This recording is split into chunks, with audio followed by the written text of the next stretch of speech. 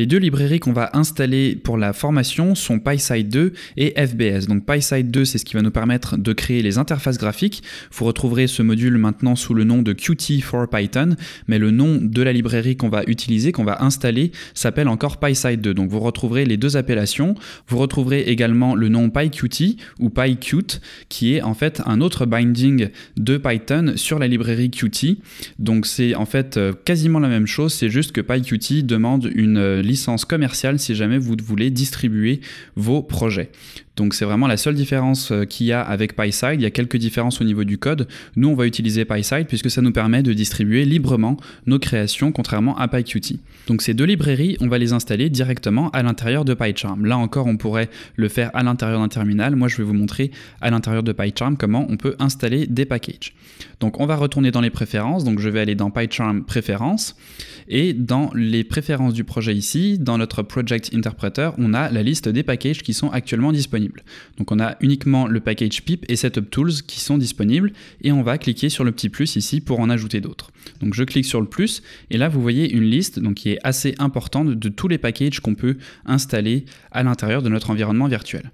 Donc moi je vais chercher le premier package que je veux installer qui va être FBS. Donc là vous avez plusieurs résultats qui apparaissent. Celui qu'on veut installer c'est bien FBS tout simplement ici.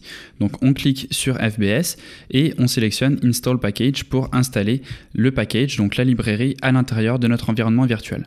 Donc ça va prendre quelques moments.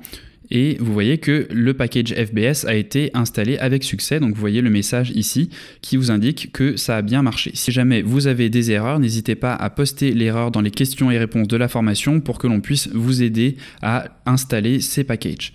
Vous pourrez également, si vous voulez vraiment suivre la formation avec exactement les mêmes versions que moi, spécifier la version que vous voulez installer. Par défaut, il installe la dernière. Donc si jamais vous faites ce tutoriel dans un an ou deux et que d'autres versions ont été installées et que vous souhaitez avoir exactement la même chose que moi, vous pouvez cliquer ici sur Specify Version et donc dans ce cas-ci choisir la version 0.8.4 si jamais vous avez d'autres versions de disponibles.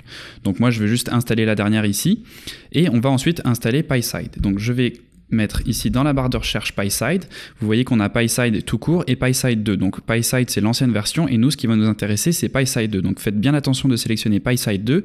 Là encore si vous voulez utiliser la même version que moi, donc la dernière en date au moment où j'enregistre ce tutoriel, vous pouvez cliquer ici sur Specify Version pour sélectionner la version 5.13.1.